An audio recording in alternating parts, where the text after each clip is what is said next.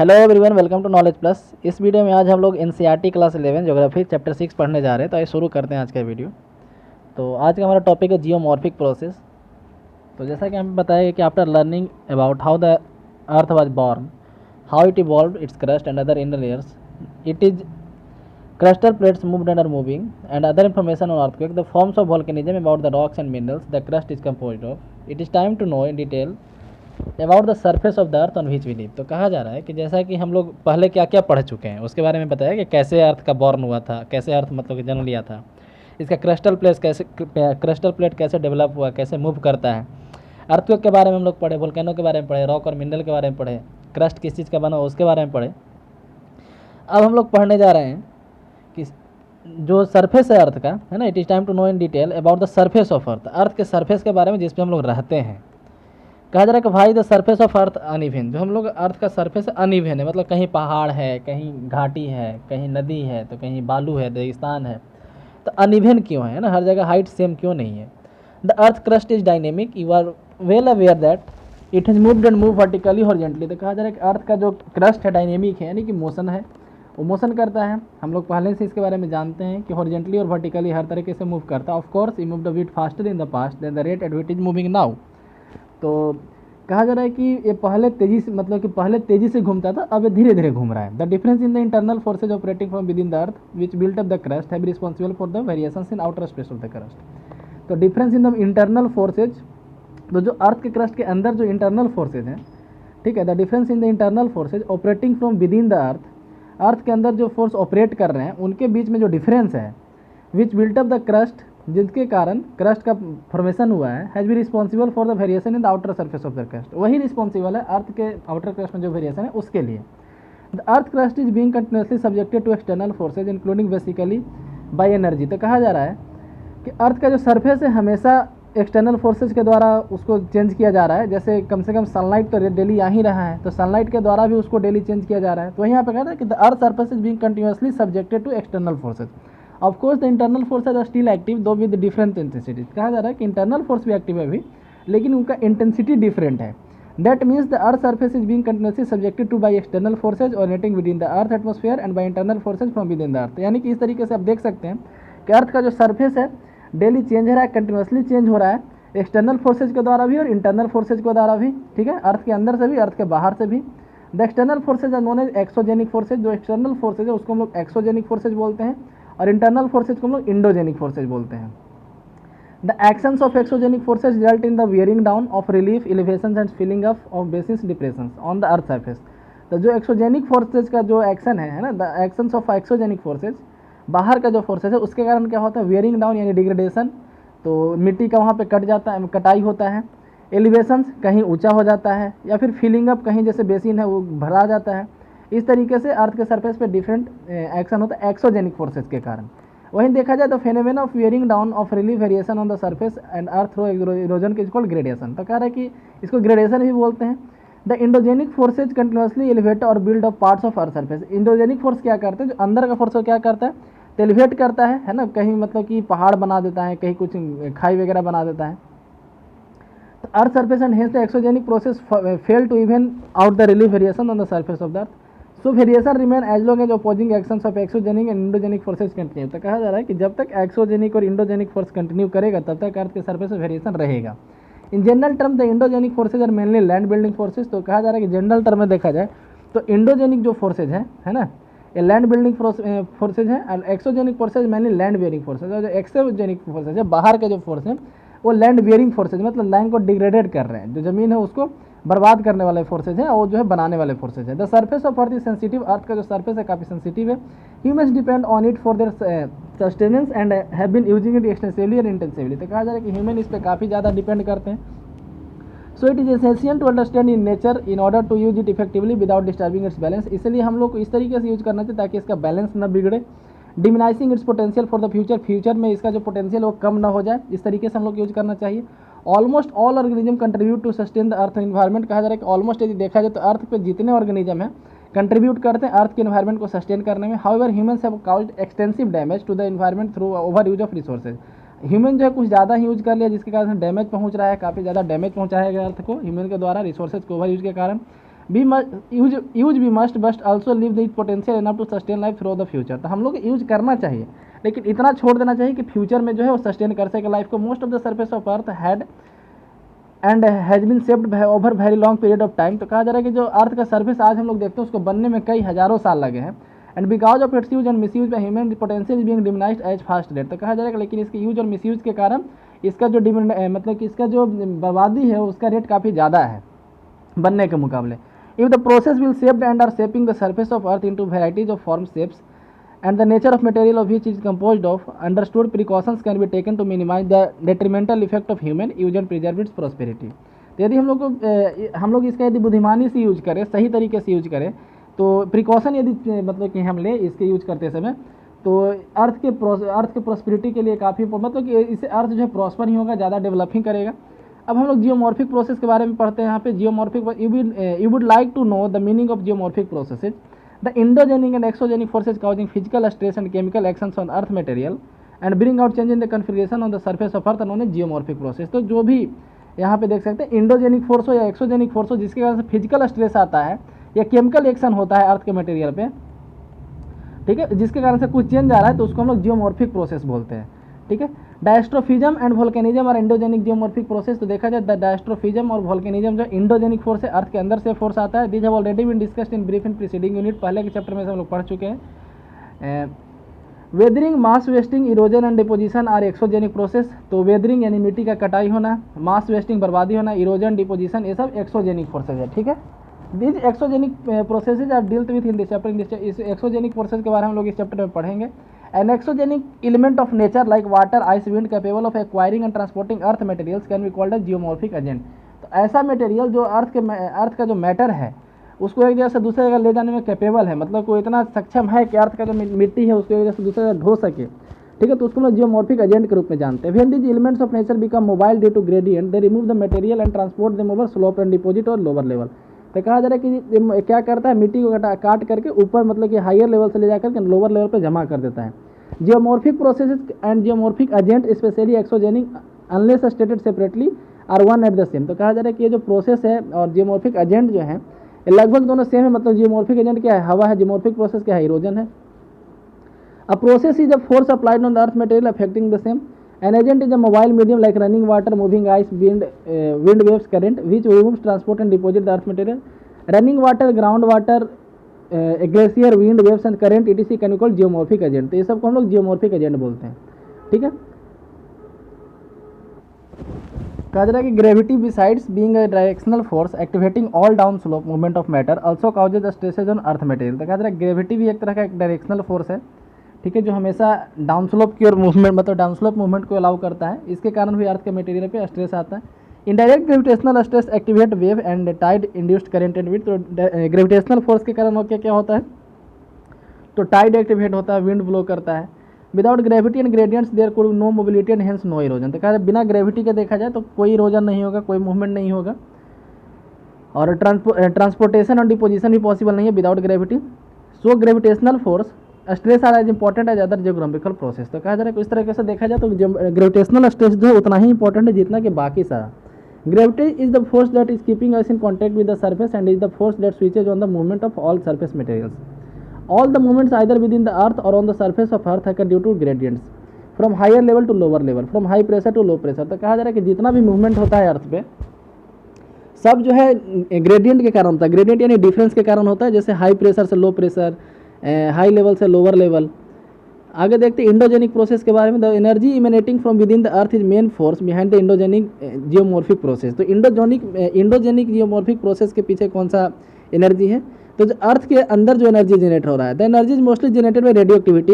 As energy जो है radio activity के कारण ओरिजिनेट होता है, रोटेशनल फोर्स के कारण, टाइडल फ्रिक्शन के कारण, and primordial heat from the origin of earth. तो कहा जा रहा है कि और अंदर हीट मतलब कि अर्थ के ओरिजिन के कारण जो हीट है उसके कारण भी एनर्जी जनरेट हो रहा है। This energy due to geothermal gradient and heat flow from within induces diastrophism and volcanism in the lithosphere. इसी हीट के कारण अर्थ के अंदर जो है वोल्केनो आया था। Due to variations in the geothermal gradients and heat flow from within crystal thickness and strength, the action of endogenic forces not uniform. तो कहा जा रहा है कि जो इंडोजेनिक फोर्सेज के अंदर का जो एक्शन वो भी यूनिफॉर्म नहीं है, and hence tectonically controlled original crustal surface is uneven. Diastrophism के बारे में पढ़ते हैं। All process that move elevate और build up portions of the earth crust some under come under diastrophism. तो इसके तहत काफ़ी सारा प्रोसेस आता है, जितना भी प्रोसेस जिसके कारण मोशन होता है ना। All process that move elevate और build up portions of the earth crust, जो अर्थ क्रस्ट के पोर्शन को एलिवेट करता है, बिल्डअप करता है, मोशन करता है, उसको डायस्ट्रोफिज्म के अंदर लाया जाता है। They include organic processes involving mountain building through severe folding and affecting long and narrow belt of earth crust. तो इसके तहत माउंटेन बिल्डिंग भी आता है।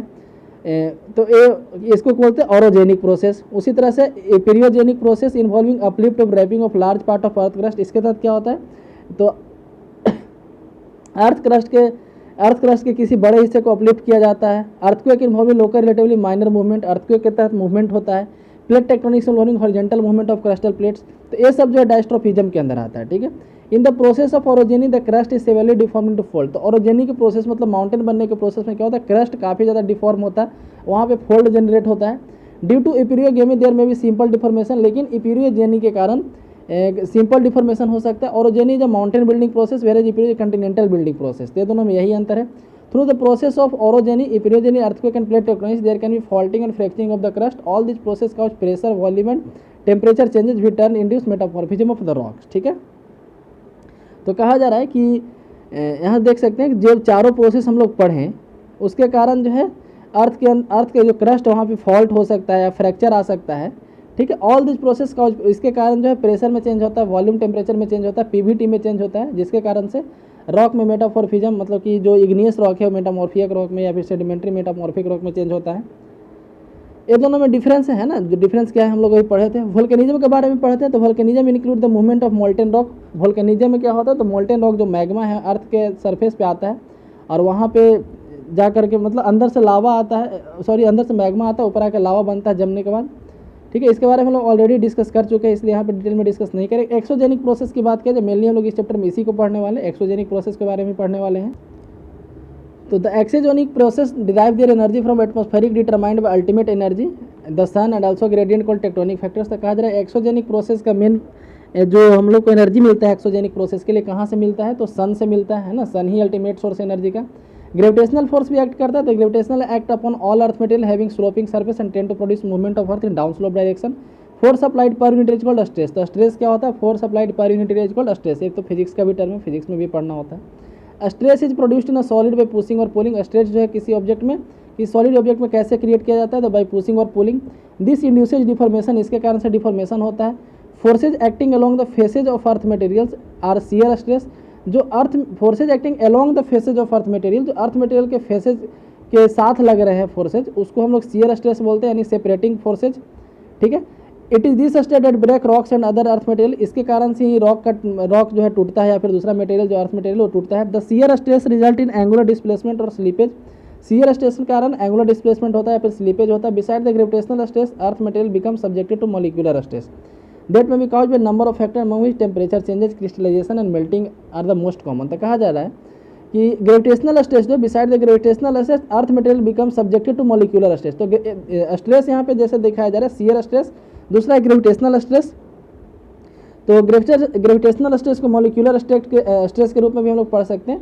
इसका कई रीजन हो सकता है, जैसे टेम्परेचर चेंज, क्रिस्टलाइजेशन, मेल्टिंग, ये सब इसका चेंज हो सकता है। मतलब इसका रीजन हो सकता है। Chemical process normally lead to the loosening of bond between grains. Chemical process के कारण जो अर्थ के बीच का जो ग्रेन है, मतलब अर्थ के बीच का जो मॉलिक्यूल है, सिंपल ऐसे समझिए, उसके बीच का जो बॉन्ड है लूज होता है। 10 basic reason that lead to weathering. इसी कारण से वेदरिंग का मतलब ये मेन रीजन बन जाता है वेदरिंग का। Mass movement and erosion is development of stress in the body of earth material. Temperature and precipitation are the two important climatic control two important climatic element that control various process. तो temperature और precipitation मतलब कितना बारिश हो रहा है और कितना टेम्परेचर है, दो मेन क्लाइमेटिक एलिमेंट है जो सारे प्रोसेस को कंट्रोल करता है। All the exogenic geomorphic process is covered under the general term denudation. तो जितना भी एक्सोजेनिक जियोमॉर्फिक प्रोसेस है, ठीक है, जितना भी एक्सोजेनिक जियोमॉर्फिक प्रोसेस है उसको कवर किया जाता है डिनडेशन के तहत।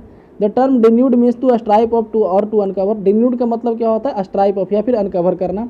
Weathering, mass wasting, movement, erosion and transportation are included in denudation. Denudation में क्या क्या मतलब इंक्लूड किया गया, वेदरिंग, मास वेस्टिंग या मास मूवमेंट, इरोजन, ट्रांसपोर्टेशन, ये सब। एक फ्लो चार्ट बना हुआ है वहाँ पे आप देख सकते हैं, जैसे यहाँ पे है डिनडेशन प्रोसेस में क्या क्या है, तो वेदरिंग है, मास मूवमेंट, इरोजन। वेदरिंग किसके द्वारा किया जाता है, तो ग्रेविटेशनल फोर्स के द्वारा, मॉलिक्यूलर स्ट्रेस के द्वारा, फिर केमिकल एक्शंस के द्वारा। मास मूवमेंट ग्रेविटेशनल फोर्स से होता है। इरोजन जो है काइनेटिक एनर्जी से होता है। काइनेटिक एनर्जी में डिफरेंट एनर्जी हो सकता है, विंड हो सकता है, ग्राउंड वाटर हो सकता है, रनिंग वाटर, सरफेस वाटर हो सकता है ना। तो अभी हम देख सकते हैं there are different climatic regions owing to variation in thermal gradient created by latitudinal seasonal and the land and weather spread on the surface of the earth. Exogenic geomorphic process vary from region to region. तो कह रहे हैं exogenic geomorphic process जो है एक reason से दूसरे reason में वेरी करता है।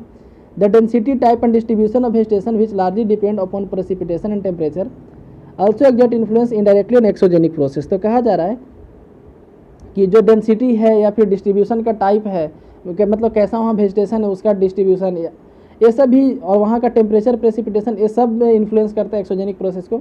With in different climatic region there में भी local variation on the effect of different climatic element due to altitudinal difference. तो कहा जा रहा है कि यदि देखा जाए तो with in different climatic reason में देयर में भी लोकल वेरिएशंस। तो वहाँ पे मतलब कि क्लाइमेटिक रीजन में भी काफ़ी ज़्यादा वेरिएशन हो सकता है।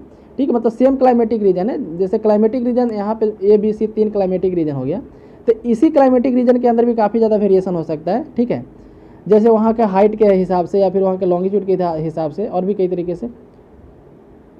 Further due to difference in wind velocities and direction, amount, kind of precipitation, it intensity, the relation between precipitation and evaporation, daily range of temperature, freezing and thawing frequency, depth of frost penetration, the geomorphic process vary within climatic region. तो कहा जा रहा है यदि आगे देखा जाए तो विंड वेलोसिटी, उसका डायरेक्शन, कितना प्रेसिपिटेशन हो रहा है, उसका क्या इंटेंसिटी है पानी का, है ना, मतलब कितना अमाउंट में हो रहा है, उसके अलावा किस तरीके का प्रेसिपिटेशन है। प्रेसिपिटेशन कई तरह का, जैसे रेन होता है, हेल होता है, स्नो होता है, उसके बाद फॉग भी एक तरह का प्रेसिपिटेशन है।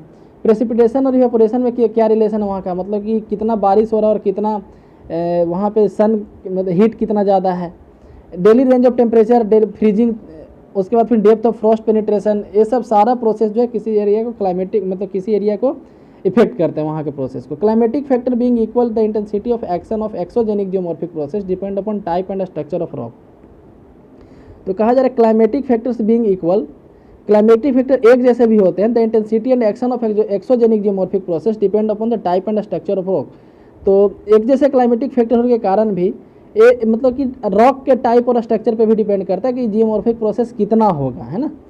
The term structure include such as aspect of rock. तो इसमें स्ट्रक्चर का मतलब क्या हुआ कि रॉक कैसा है, फोल्डिंग है, फॉल्टिंग के द्वारा बना, ओरिएंट, उसका इंक्लिनेशन कितना है ना, ये सारा कुछ डिपेंड करता है। तो मतलब सारा क्लाइमेट जैसे एक तरह से आप देख सकते हैं ओवरऑल। यहाँ पे हम एक समरी बताते हैं इसका, इस पूरे पेज का, कि एक्सोजेनिक प्रोसेस में क्या क्या आता है। सबसे पहले तो एक्सोजेनिक प्रोसेस कारण अर्थ में इरोजन होता है ना, मिट्टी एक जगह से कट के दूसरी जगह जाता है, एक मतलब कहीं गड्ढा बन जाता है तो कहीं मिट्टी भरा जाता है। उसके कई रीजन हो सकते हैं, जैसे यहाँ पे वेदरिंग, मास मूवमेंट, इरोजन, है ना। वेदरिंग किसके द्वारा किया जाता है, ग्रेविटेशनल फोर्स के द्वारा किया जाता है। मास मूवमेंट भी ग्रेविटेशनल फोर्स के द्वारा। वेदरिंग जो है केमिकल एक्शन से भी होता है। इरोजन काइनेटिक एनर्जी के द्वारा किया जाता है। उसके अलावा यहाँ पे क्या कहा जा रहा है कि बहुत सारा चीज़ है जो क्लाइमेट को, वहाँ के, जैसे वहाँ के क्लाइमेटिक फैक्टर को इन्फ्लुएंस करते हैं, है ना। वहाँ का हाइट कितना, वहाँ का लॉन्गिट्यूड क्या है, वहाँ का डेली रेंज टेम्परेचर कितना है, मतलब कि डेली वहाँ टेम्परेचर का रेंज कितना है, प्रेसिपिटेशन कितना होता है, इवापोरेशन कितना होता है, सारा कुछ वहाँ क्लाइमेटिक फैक्टर को मतलब कि इन्फ्लुएंस करते हैं। एक ही तरह के क्लाइमेटिक फैक्टर हो, मतलब कि एक ही तरह के क्लाइमेट वाले एरिया में भी जो डिनंडेशन होगा, मतलब कि जो रॉक वहाँ पे टूटेगा, वेदरिंग वगैरह होगा एक्सोजेनिक प्रोसेस के कारण, ये इस बात पे भी डिपेंड करेगा कि रॉक का स्ट्रक्चर कैसा है। मतलब कि सारा कुछ क्लाइमेट फैक्टर सेम है, लेकिन रॉक पे भी डिपेंड करेगा कि रॉक कैसा है, उसके हिसाब से टूटेगा, है ना। वही यहाँ बताया जा रहा है। ठीक है, different type of rock with difference in their structure varying resistance to various geomorphic process. तो कहा जा रहा है कि डिफरेंट टाइप, जो रॉक के डिफरेंट टाइप है, उनका जो स्ट्रक्चर वो डिफरेंट, मतलब डिफरेंट इन देयर स्ट्रक्चर, जिसका स्ट्रक्चर डिफरेंट है। कोई कोई जो होता है रेजिस्टेंस होता है जियोमॉर्फिक प्रोसेस, मतलब उस रॉक को तोड़ना उतना आसान नहीं होता है। अब पार्टिकुलर रॉक में resistance to one process and non resistance to another. तो जैसे कोई पार्टिकुलर रॉक है, एक प्रोसेस के प्रति रेजिस्टेंस होगा, दूसरे के प्रति नहीं। And under varying climatic condition particular rock में भी exhibit different degree of resistance. और भी यहाँ पे कहा जा रहा है कि जैसे क्लाइमेटिक कंडीशन के आधार पे कोई पार्टिकुलर रॉक जो है रेजिस्टेंस का डिग्री शो करेगा कि मतलब कि एक लिमिट तक वो जियोमॉर्फिक प्रोसेस के प्रति रेजिस्ट रहेगा, उसके बाद फिर वो मतलब वहाँ उसमें चेंज आ जाएगा। The effect of most of the exogenic geomorphic process are small and slow may be imperceptible in a short time span. कहा जा रहा है कि जो इफेक्ट होता है एक्सोजेनिक जियोमॉर्फिक प्रोसेस का काफ़ी स्लो होता है, और छोटे से समय में इसको मतलब कि देख पाना, मतलब छोटे समय में इसको महसूस कर पाना भी लगभग पॉसिबल नहीं होता। Finally it boils down to one factor difference on the surface of earth originally related to crustal evolution. Some of the exogenic process have been dealed in detail here. तो कुछ मतलब कि यहाँ पे जियोमॉर्फिक प्रोसेस यहाँ पे बताया गया है। जैसे यहाँ पे सबसे पहला वेदरिंग है, तो वेदरिंग के बारे में पढ़ते हैं। तो weathering is the action of element of weather and climate of earth material. तो वेदरिंग क्या है? तो weathering is action of elements of weather, है ना, मतलब कि वेदर के जो डिफरेंट एलिमेंट है। वेदर के एलिमेंट क्या क्या है? तो हम लोग क्लास 9th में इसको पढ़े थे। वेदर के एलिमेंट क्या क्या है? तो वहाँ का हाइट कितना है, मतलब एल्टीट्यूडनल डिस्टेंस, समुद्र से दूरी, लॉन्गिट्यूड क्या है, लैटिट्यूड क्या है ना, वहाँ का विंड कैसा है, ये सारा कुछ जो है एलिमेंट ऑफ वेदर कहलाते हैं। तो weathering is action of element of weather and climate over earth material, मतलब अर्थ मटेरियल पे क्लाइमेट या फिर वेदर का जो एक्शन है उसी को हम लोग वेदरिंग बोलते हैं। There are number of process within weathering. Weathering एक काफ़ी बड़ा टर्म है, उसके तहत कई प्रोसेस है which act either individually or together to affect the earth material. तो वेदरिंग के तहत बहुत सारे प्रोसेस हैं, या तो एक प्रोसेस भी किसी को मतलब कि डिग्रेड कर सकता है या फिर कई प्रोसेस एक साथ लग सकते हैं। Weathering is defined as a mechanical disintegration और chemical decomposition of rock through the action of various elements of weather and climate. Weathering का मतलब क्या है? वेदरिंग का डेफिनेशन क्या है? तो मैकेनिकल डिसइंटीग्रेशन, मैकेनिकली डिसइंटीग्रेट करना और केमिकली डिकम्पोज करना रॉक को, है ना, वेदर और क्लाइमेट के डिफरेंट एलिमेंट के द्वारा। As very little or no motion of material take place in weathering, it is an in situ or on site process. तो वेदरिंग में जो है कोई मोशन नहीं होता है, होता भी तो काफ़ी कम होता है, इसलिए इसको एक इन सिटू प्रोसेस। इन सिटू का मतलब कि अपने ओरिजिनल हैबिटेट में ही ये रहता है, ठीक है। Weathering process are condition by many complex geological, climatic, topographic and vegetative factor. Weathering process उसको इन्फ्लुएंस कई चीज़ से मिलता है, जैसे वहाँ का vegetative factor, topographic factor, geological factor. Climate is particularly importance, climate काफ़ी ज़्यादा इंपॉर्टेंट है। Not only weathering process differ from climate to climate but also depth of the weathering mantle. तो क्या करें, क्लाइमेट टू क्लाइमेट तो weathering process differ करता ही है, ठीक है। इस बात पे भी डिपेंड करता है कि वेदरिंग मेंटर कितना, मतलब कि वेदरिंग करने वाला मैटर कितना ज़्यादा इंटेंस है, ठीक है। जैसे आप यहाँ पे देख सकते हैं, यहाँ पे एक डायग्राम बनाया हुआ है, climate regime and depth of weathering, ठीक है। Climate regime and depth of weathering, कितना ज़्यादा वेदरिंग होगा और कौन से क्लाइमेट में, जैसे ट्रॉपिकल फॉरेस्ट में, है ना, यहाँ पे जो प्रेसिपिटेशन है 3000 मिलीमीटर से ज़्यादा था ट्रॉपिकल फॉरेस्ट में, तो यहाँ पे 5 होगा, ठीक है, मतलब कि वेदरिंग का जो रेंज होगा वो 5 होगा। Soil with oxide and iron and aluminium, यहाँ का जो सॉइल होगा उसमें आयरन और एल्युमिनियम दोनों पाया जाएगा, ठीक है। और यदि देखा जाए यहाँ पे एक फ्लोचार्ट बना, सेमी डेजर्ट एरिया में 1 होगा, यानी कि यहाँ का रॉक होगा फ्रेश रॉक होगा, है ना, इस तरीके से आप देख सकते हैं। आगे हम लोग देखते हैं कि there are 3 major group of weathering process. Weathering process का 3 मेजर ग्रुप में हम लोग बांट सकते हैं, केमिकल, फिजिकल और बायोलॉजिकल, ठीक है। केमिकल वेदरिंग, फिजिकल वेदरिंग और biological weathering. Very rarely does any one of these process ever operate completely by itself. कहा जा रहा है कि काफ़ी रेयरली ऐसा होता है कि ये प्रोसेस जो है कम अपने आप से हो, but quite often dominance of one process can be seen. लेकिन मतलब कि कोई एक ऐसा नहीं है कि एक ही प्रोसेस एक साथ यूज होता है, ठीक है। ऐसा काफ़ी रेयर है, हमेशा मतलब कि सिर्फ केमिकल वेदरिंग हो या फिर सिर्फ फिजिकल वेदरिंग हो या सिर्फ बायोलॉजिकल वेदरिंग हो, लेकिन ऐसा देखा गया है कि वहाँ पे एक का डोमिनेंस रहता है, बाकी कम मात्रा में प्रेजेंट रहता है, ठीक है। तो सबसे पहले हम देखते हैं केमिकल वेदरिंग प्रोसेस को। A group of weathering process जैसे सॉल्यूशन, कार्बोनेशन, हाइड्रेशन, ऑक्सीडेशन, ये सब जो है केमिकल वेदरिंग के तहत आता है। Act on the rock to decompose, dissolve और reduce them to a fine elastic state through chemical reaction by oxygen surface और by soil water other acid. कहा जा रहा है कि जैसे ये जो वेदरिंग प्रोसेस है, सॉल्यूशन या कार्बोनेशन, हाइड्रेशन, ये सब के कारण रॉक जो डिकम्पोज होता है तो ये केमिकल वेदरिंग कहलाता है, ठीक है। Water and air, oxygen and carbon dioxide along with heat must be present to speed of all chemical reaction. क्या कह रहा है कि वाटर और एयर मतलब कि ऑक्सीजन और कार्बन डाइऑक्साइड जरूर यहाँ पे होना चाहिए, ठीक है। वेदरिंग प्रोसेस जितने भी केमिकल रिएक्शन है वेदरिंग प्रोसेस में उसको स्पीड अप करने के लिए। Over and above the carbon dioxide present in air, decomposition of plant and animal increases, decomposition of plant and animal increases the quantity of carbon dioxide underground. तो कहा जा रहा है कि देखा जाए तो over and above the carbon dioxide present in air, तो हवा में तो कार्बन डाइऑक्साइड मिलता ही है, प्लांट और एनिमल का जो डिकम्पोजिशन है इसके कारण से कार्बन डाइऑक्साइड का बढ़ जाता है मात्रा। दिस केमिकल रिएक्शन अंडरग्राउंड मतलब कि अर्थ के अंदर, है ना, तो ऊपर में देखा जाए तो कार्बन डाइऑक्साइड हवा से मिलता है और नीचे में मतलब कि अर्थ के नीचे जो डिकम्पोजिशन होता है रॉक का, उसके लिए कार्बन डाइऑक्साइड कहाँ से आता है, तो एनिमल या फिर जो पेड़ वगैरह सड़ते हैं अर्थ के अंदर उससे आता है। This chemical reaction on various minerals are very much similar to chemical reaction in laboratory. तो कहा जा रहा है जो केमिकल रिएक्शन यहाँ पे होता है वो उसी तरह से होता है जिस तरह से लेबोरेटरी में किया जाता है। Physical and mechanical weathering depend on some applied force. Physical और मैकेनिकल वेदरिंग कैसे होता है, द अप्लाइड फोर्स कुड भी, तो कहा जा रहा है फिजिकल और मैकेनिकल वेदरिंग जो है किसी फोर्स के कारण होता है, तो फोर्स कौन सा हो सकता है? ग्रेविटेशनल फोर्स हो सकता है, as overburden pressure, load and shearing stress. Expansion force हो सकता है टेम्परेचर चेंज के कारण, क्रिस्टल ग्रोथ के कारण, या फिर एनिमल एक्टिविटी के कारण। वाटर प्रेशर हो सकता है जैसे by wetting and drying cycle. Many of these forces applied both at the surface and within the different material leading to the rock fracture. तो क्या कह रहा है कि ये सब फोर्स जो है इसके कारण से सरफेस पे भी वेदरिंग होता है या फिर रॉक के अंदर फ्रैक्चर आता है। Most of the physical weathering are caused by thermal expansion and pressure release. अधिकांशतः जो फिजिकल वेदरिंग होता है थर्मल एक्सपेंशन के कारण होता है या फिर प्रेशर रिलीज के कारण होता है।